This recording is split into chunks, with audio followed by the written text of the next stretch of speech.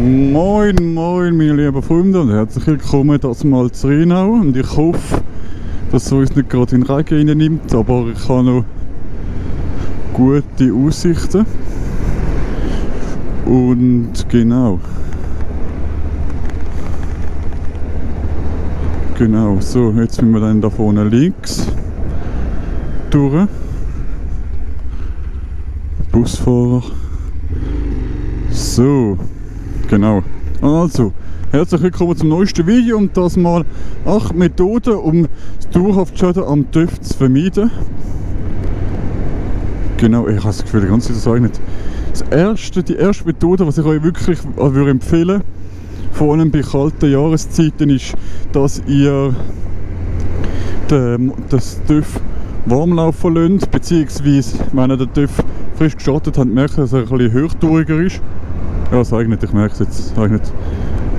Dass der TÜV ein bisschen hochtouriger ist und mit der Zeit kommt dann sozusagen der Jog rein. Nicht wundern, ich muss immer wieder da verstreichen, falls es einen Regentopf drauf hat. Genau, da kommt irgendwann der Jog rein. Dann wenigstens die Zeit vom Jog abwarten, weil wenn es vor allem im Winter, wenn es kaltes Wetter ist, wenn es kalt ist, nicht dass das Öl ist nicht so kalt, es ist dann weniger ein Öl, sondern mehr dick flüssige Masse. Oder? Und Kaltfahren müsst ihr nicht überlegen, das ist eigentlich nur bei Turbomotoren notwendig. So, mal schauen, ob die mit mir jetzt einfach reinfahren. Ja, der fährt einfach rein. Von wo kommt denn der? LT. Was ist LT? Ich habe jetzt gegoogelt, was LT ist, falls die es nicht wissen. Genau, vernachlässigt die Intervalle nicht. Das Problem ist vor allem, also ihr könnt schon länger warten, es gibt auch Leute, die bevor mit dem Auto auch gar nie Ölwechsel machen, das gibt es auch. Aber macht das, wie das vorgeschrieben ist, und schaut, dass er vor allem auch den Ölfilter wechselt. Weil wenn das Öl nicht mehr gefiltert werden kann, es gibt Rußpartikel im Motor, und wenn das nicht mehr vom Ölfilter kann gefiltert werden, dann läuft das zurück. Es kann auch sein, dass ziemlich viel zurückläuft, weil sich das alles wieder löst vom Filter aus. Und dann läuft alles zurück und das gibt dann ziemlich hässliche Risse bzw. Spuren im Motor. Wow, was ist denn da noch los?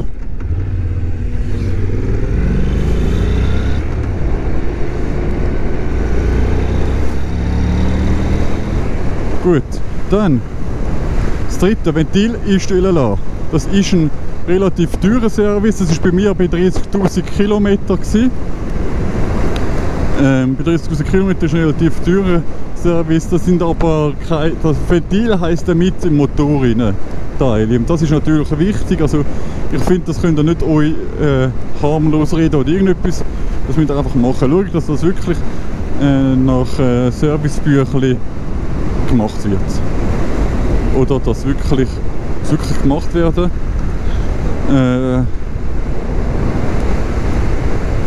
Dann verwendet bitte nur hochwertige Materialien. Ich meine zum Beispiel mit Öl, nicht das Billo-Öl nehmen, weil es gibt irgendeinen Grund, dass das Öl so billig ist. Nicht nur das Öl, das zahlen nicht nur für den Namen und sagen, ja, das Öl ist so teuer, weil es ist eine krasse Marke, krasser Name. Es gibt auch bei teuren Öl, dass die wirklich auch irgendwelche Zusätze drin haben, wo dann das Ganze auch ein bisschen interessanter macht.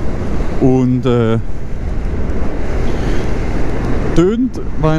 was ich euch auch sagen kann, was ich auch schon gemerkt habe, ich habe schon im Deutschen, wo es günstiger war, 5 oder 10 Rappen im Deutschen, ist es mal günstiger gewesen, Benzin, als bei uns, was mal Aktion hat über ein paar Wochen oder besser gesagt ein paar Monate. Und dann wirklich schauen, wenn ihr im Deutschen sind, dass ihr hochwertiges Benzin tankt. Also das heisst mindestens Super Plus tanken,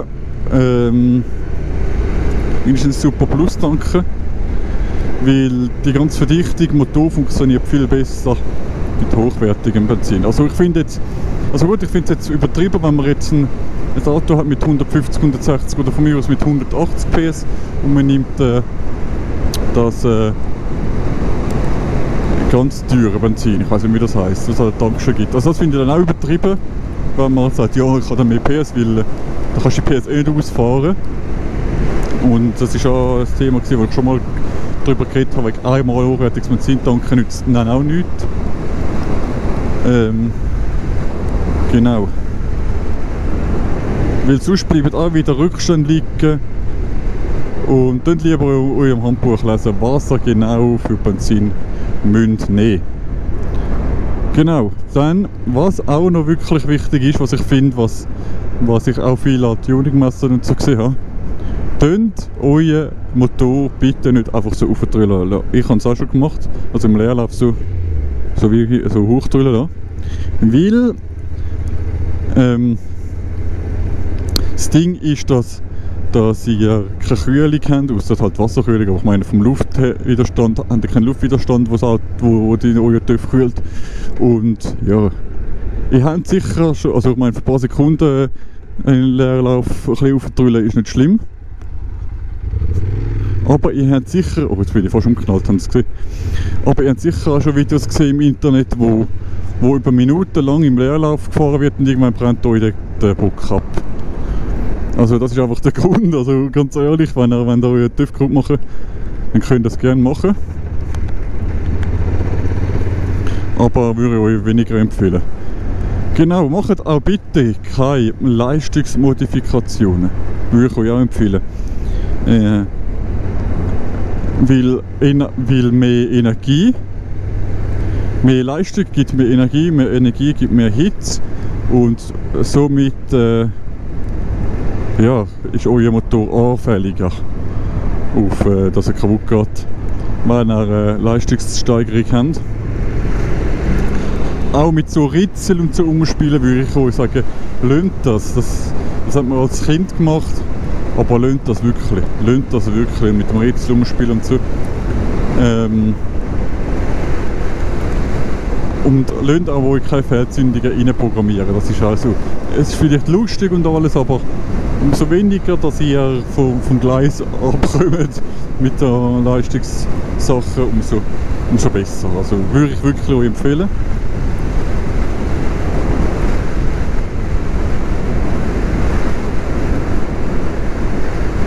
Genau. Dann.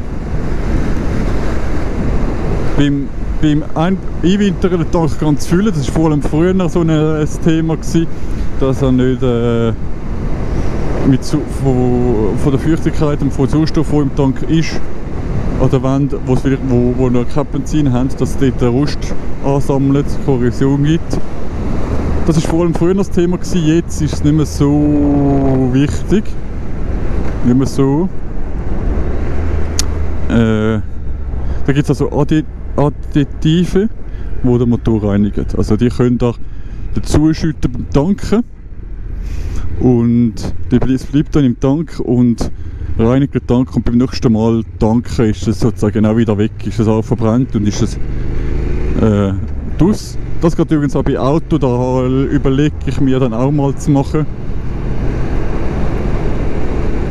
Aber auch nicht für einmal, sondern wirklich immer wieder. Weil, also wenn ihr es einmal macht, dann, das ist genau wie beim teuren Most.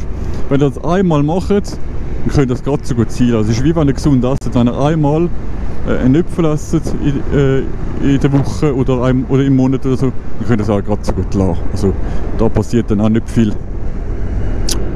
Und somit würde ich sagen, hoffe ich, habe ich alles ein bisschen verständlich gesagt. Wenn es irgendwelche Sachen gibt, wo ihr findet, hey, das muss man noch sagen, das wäre noch wichtig, dann schreibt es gerne in die Kommentare. Und dann würde ich sagen, bis zum nächsten Mal. Euer Obscure94. Ciao miteinander.